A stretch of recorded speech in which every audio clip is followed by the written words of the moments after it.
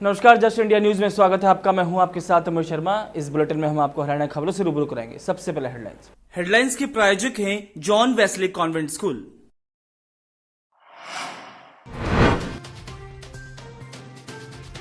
तेरह 13,800 के पार पहुंचा संक्रमितों का आंकड़ा।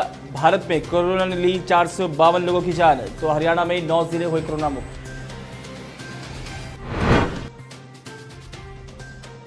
जेजेपी नेता अजय चौटाला ने रणदीप सुरजेवाला पर साधा निशाना। कहा, सुरजेवाला दिल्ली और चंडीगढ़ में बैठकर देते हैं बेतुके बयान। संकट के समय लोगों की मदद करें सुरजेवाला।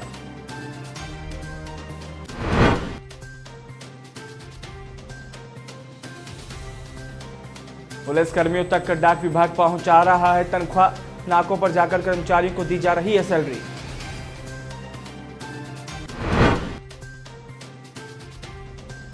और अंबाला में रंग ला रही है स्वास्थ्य विभाग की मेहनत। कोरोना पीड़ित बुजुर्ग महिला हुई पूरी तरह से ठीक। इससे पहले भी 2 मरीज हो चुके हैं ठीक। खबरों के प्रायोजक हैं Oscar super speciality hospital and trauma centre. देश में कोरोना वायरस से संक्रमित मरीजों की संख्या में लगातार बढ़ोतरी हो रही है। हालांकि अच्छी बात यह भी है कि भारत अभी तक तीसरे स्टेज में नहीं पहुंचा है। तो वहीं केंद्रीय स्वास्थ्य और परिवार कल्याण मंत्रालय की ओर से जारी आंकड़ों के मुताबिक पिछले 24 घंटे में 1076 नए मामले सामने आए हैं और 32 लोगों की जान गई है। इसके बाद देश में कोरोना वायरस पॉजिटिव मामलों की कुल संख्या 13,835 तक पहुंच गई है और मरने वालों की संख्या 452 तक पहुंच गई है। हरियाणा की बात की जाए तो हरियाणा के लिए एक अच्छी खबर भी सामने आई है, जहां पर प्रदेश में 9 जिले कोरोना मुक्त हो चुके हैं, जिनमें भिवानी, चरखी दादरी, रोहतक, सिरसा, फतेहाबाद, रेवाड़ी, झज्जर, यमुनानगर और महेंद्रगढ़ शामिल हैं। जेजेपी नेता अजय चौटाला ने कांग्रेस के राष्ट्रीय मीडिया प्रभारी रणदीप सुरजेवाला के बीजेपी जजपा द्वारा लॉकडाउन में लोगों के उद्योग धंधे खत्म करने के बयान पर पलटवार करते हुए कहा है कि ये नुक्ताचीनी करने वाले लोग सिर्फ दिल्ली और चंडीगढ़ में बैठकर बयान जारी करते हैं। उन्होंने सारी उम्र नुक्ताचीनी करने का ही काम किया है और आज संकट का समय है। ऐसे में इन लोगों को जनता के बीच जाकर उनकी मदद करनी चाहिए। जनता को सैनिटाइजर, फेस मास्क उपलब्ध करवाएं, लेकिन वो तो छोटी छोटी बातों को पतंगड़ बना रहे हैं और छोटी मोटी समस्या को दूर करने की बजाय नुक्ताचीनी करते हैं। कभी शराब की बात करते हैं तो कभी कुछ। सुरजेवाला बस बेतुके बयान देते हैं। आज हमने उसका पालन किया है, तभी हम विकसित देशों की बजाय हमारे यहाँ पे इसका कहर कम हुआ है और निरंतर बचाव में है। ख़ास तौर पे हमारे ज़िले तो पूरी तौर पे इससे सेफ हैं, इसी की वजह से है और अब लोगों को और ज़्यादा इसमें मानना चाहिए। किसान के लिए सरकार ने बाकायदा सारी हिदायतें दी है, उसका एक एक दाना दाना खरीदेंगे, ना आड़ती को कोई नुकसान होने देंगे, ना किसान को कोई होने। एक नुक्ताचीनी करने वाले लोग दिल्ली और चंडीगढ़ में बैठ कर के बयान जारी करते हैं और इन्होंने ताउम्र नुक्ताचीनी की है। आज संकट का समय है, इन लोगों के बीच में आके मदद करे ना कोई। अंबाला जिले में स्वास्थ्य विभाग की मेहनत रंग ला रही है। बता दें कि जिले में कुल 7 कोरोना पॉजिटिव मरीज थे, जिनमें से 2 मरीज पहले ही ठीक होकर अपने घर जा चुके हैं और अब जिले के पहले कोरोना पॉजिटिव मृतक के संपर्क में आई बुजुर्ग महिला भी ठीक हो चुकी है, जिसे स्वास्थ्य विभाग ने अपने घर भेज दिया है और साथ ही उन्हें 14 दिनों तक घर में ही रहने की सलाह दी है। वहीं जिले में शेष रहे 4 जमाती कोरोना पॉजिटिव मरीजों की स्थिति भी पूरी तरह स्टेबल है। सरकार और प्रशासन द्वारा शेल्टर होम में प्रवासी मजदूरों को रखने के प्रबंध हर जिले में किए गए हैं, लेकिन अभी भी प्रवासी मजदूर पंजाब से यूपी की तरफ पैदल जा रहे हैं, तो कोई यूपी में एंट्री ना मिलने के बाद पंजाब की तरफ वापस चल दिए हैं। लॉकडाउन में जब सरकार द्वारा आने जाने के सभी साधन बंद मिले तो इन प्रवासी मजदूरों ने गन्ने का जूस बेचने वाले जुगाड़ को ही पंजाब से यूपी जाने का साधन बना लिया। लेकिन सहारनपुर से वापस किए जाने के बाद कहीं से पुलिस के डंडे खाते आखिर इन प्रवासियों ने जालंधर जाना ही उचित समझा। उनका कहना है कि जिला प्रशासन उनकी मदद तो कर रहा है, लेकिन मजबूरन उन्हें घर वापसी का निर्णय लेना पड़ा। उनका कहना है कि खाने पीने का सामान न मिलने से वो इससे पानी को पीकर ही अपना गुजारा चला रहे हैं और वो अपने घर उत्तर प्रदेश जाना चाहते हैं। मैं अपने यूपी को जाना चाहता था, तो इसमें मेरी रेडी है, मैं इससे जा रहा था, तो मेरे को कई नाके मिले, तो मतलब कई पुलिस वालों ने तो मेरे को छोड़ दिया। और जब मैं सहारनपुर बॉर्डर पे पहुंचा तब वहाँ पर पुलिस वालों ने लाठियाँ चला दी। फिर हम लोग वहाँ से वापस आ गए। ठीक है, तब हम जलंधर को जाना चाहते हैं।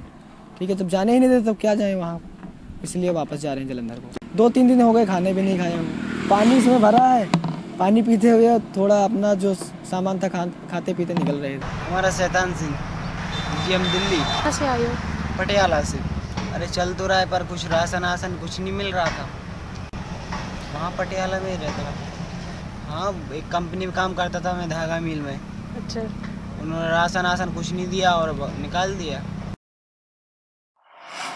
लॉकडाउन में अब पुलिसकर्मियों को दिक्कत ना हो, इसके लिए डाक विभाग नाकों पर जाकर ही कर्मचारियों को उनकी तनख्वाह के पैसे मुहैया करवा रहा है।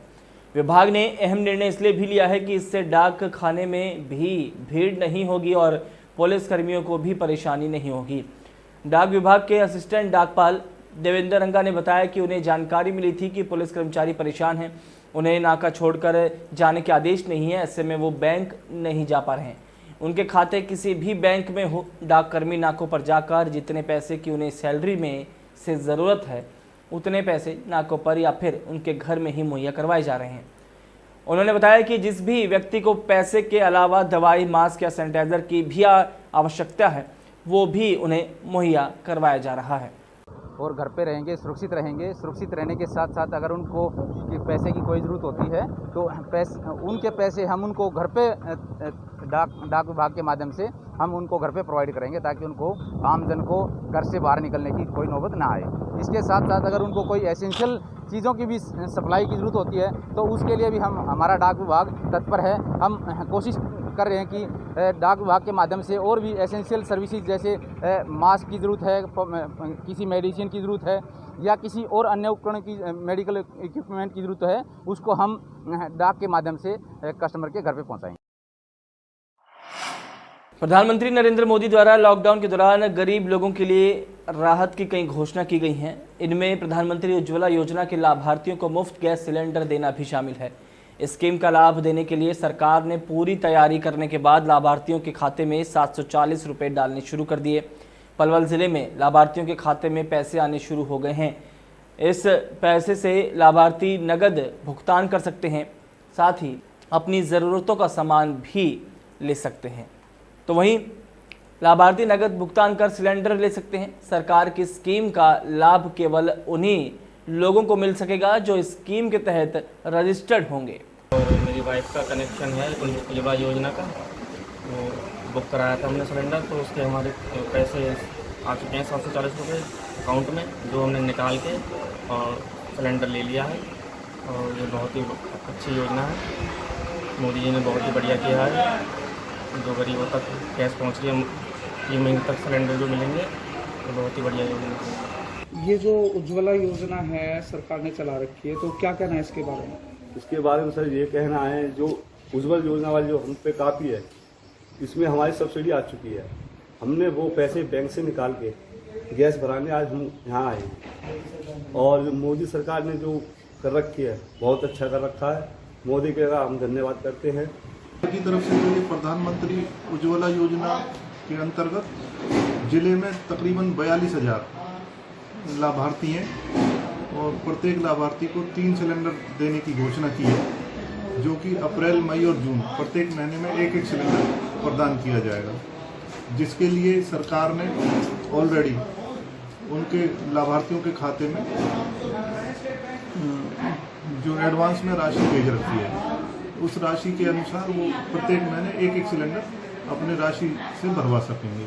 राशि DBTL के माध्यम से उनके लिंक खाते में सरकार द्वारा भेज दी गई है। इसका जो सिलेंडर है वो 15 दिन के अंतर से दूसरा सिलेंडर बुक करो, एक पखवाड़े के बाद दूसरा सिलेंडर बुक करा सकते हैं, उससे पहले नहीं करा सकते। कोरोना महामारी के चलते किसानों को फसल को लेकर किसी तरह की दिक्कत ना आए, इसके लिए सरकार के द्वारा समय समय पर निर्देश जारी कर रही है। ऐसे में टोहाना में मार्केट कमेटी टोहाना के चेयरमैन रिक्कू मान ने भी किसानों की समस्याओं को जानने के लिए उनके खेतों का दौरा किया और इस दौरान रिक्कू मान ने किसानों से उनकी फसल को लेकर जानकारी इकट्ठी की। रिक्कू मान ने बताया कि किसान सचेत है, वो अपनी फसल का भंडारण सरकार के बताए अनुसार कर रहा है, वो फसल को काट रहा है और किसान अपनी फसल को लेकर उत्साहित है। किसानों ने उन्हें आश्वासन दिया है कि वो सरकार के निर्देशों को पूरी तरह से मानेंगे। कोरोना वायरस और लॉकडाउन ने पानीपत के क्राइम में लगभग 50% की गिरावट आई है। आपसी झगड़े और लूटपाट की घटनाएं, रेप, महिलाओं से छेड़छाड़, मोटरसाइकिल चोरी जैसे अनेकों क्राइम में बहुत कमी आई है। लेकिन अगर बात करें शराब के ग्राफ में निरंतर वृद्धि हो रही है। घरेलू झगड़े और दहेज जैसे मामले भी कम हुए हैं। लॉकडाउन और कोरोना वायरस से रिश्तों में आ रहे बदलाव और परिवार में रिश्ते मजबूत होने लगे हैं। महिलाओं की शिकायतों में कमी आने का मुख्य कारण जानने के लिए हमने मनोचिकित्सक डॉक्टर सुदेश खुराना से बातचीत करी तो उन्होंने बताया कि कोरोना वायरस और लॉकडाउन रिश्तों को मजबूत कर रहे हैं, रिश्ते सुधर रहे हैं। लॉकडाउन से पहले क्राइम बढ़ने का कारण उन्होंने बताया कि परिवार में समय नहीं देते थे, घर के खर्चे थे जिसके कारण ये झगड़े होते थे। लेकिन अब लोग आपस में समय दे रहे हैं और झगड़े कम हो रहे हैं। क्राइम बेसिकली मानसिक परेशानी की वजह से होता है। मान लो घर के अंदर परिवार के झगड़े हो रहे हैं तो उसका कारण क्या है कि उनके बीच में पति पत्नी में असहमति हो रही है। छोटे छोटे मुद्दे वो सुलझा नहीं पाते जिसकी वजह से वो आपस में झगड़े करने लग जाते हैं और लड़ाई होने लग जाती है। लेकिन आज देश में एक इतना बड़ा मुद्दा आया हुआ है कोरोना, तो मुझे ऐसा लगता है कि लोग उस बड़े मुद्दे से लड़ने के लिए खुद तैयार हो रहे हैं, तो उनके लिए छोटे छोटे मुद्दे मैटर ही नहीं कर रहे। देखिए, सभी हर क्राइम में गिरावट आई है। चोरी का कोई केस नहीं हो रहा है। क्या हो गया, कई 3-4 दिनों में कोई एक जाके केस होता है तो, और लड़ाई झगड़ा नॉमिनल हो गया। मैं कहता हूँ कि 90% ख़त्म हो गया, 10% का बचा है। और जो लूट वगैरह होती थी वो कोई भी सिंगल भी नहीं है। तो बहुत सारी हर क्राइम में कमी आई है। जो भी क्राइम था तो हर एक में भारी मात्रा में कमी आई है। Welcome to John Wesley Convent, a prestigious, renowned and remarkable school of Rohtak. Excellent learning environment, standardized infrastructure and experienced faculty, well-formed robotics lab, well-equipped science labs, world-class computer lab, well-stocked library, digital smart classrooms, excellent sports facilities, best transport service. John Wesley Convent, a school where your search comes.